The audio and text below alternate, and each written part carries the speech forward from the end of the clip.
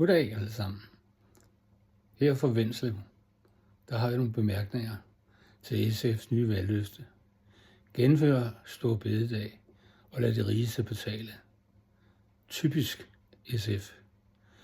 Finansordfører Sigurd Agersnap siger det klart. Rul skattelæserne tilbage. Topskat, aktieskat, generationsskifteskat. De kalder det skæve. SF kalder det skæve. Nej, det er for meget opkrævet skat, man tilbagebetaler. Punkt 3. Lønmodtagerne.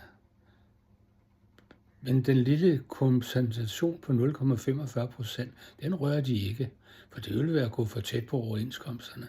Igen hykleri. 4. Klassisk SF-mønster. Kun forslag, der koster penge, flere fridage, flere pædagoger, bedre ældrepleje, grøn omstilling, alle sammen udgifter. Men hvor skal pengene komme fra? 5. Hvor er planen for at gøre kagen større? Skabe flere jobs, øge arbejdsudbuddet, uden tvang eller højere skatter? Det har SF ingen svar på. 6. SF peger på stressramte og unge uden job eller uddannelse. Men hvor er konkrete løsninger? Dem hører vi aldrig noget af. Det eneste, vi hører fra SF, send flere penge, send flere penge. Ikke hvor de skal komme fra. 7. I stedet for, hent milliarder fra toppen, dem der investerer og driver virksomheder og skaber arbejdspladser.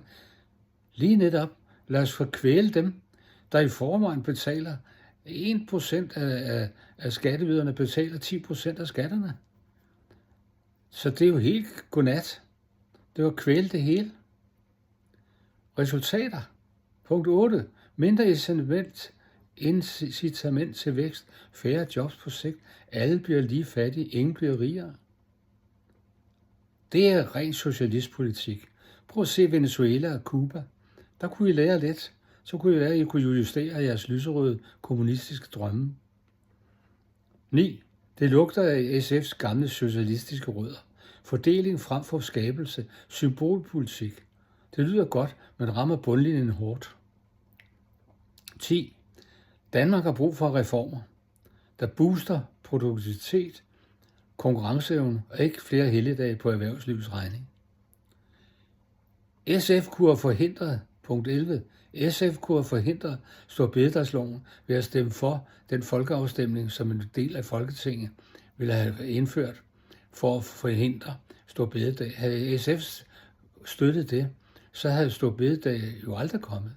Så det vi må konstatere, det er, at SF nu, som altid, er hyklere og prøver at tage de billige kejler. Ikke? Det var bare et budskab her fra Vendslev. Hold dig langt væk fra SF. Tak.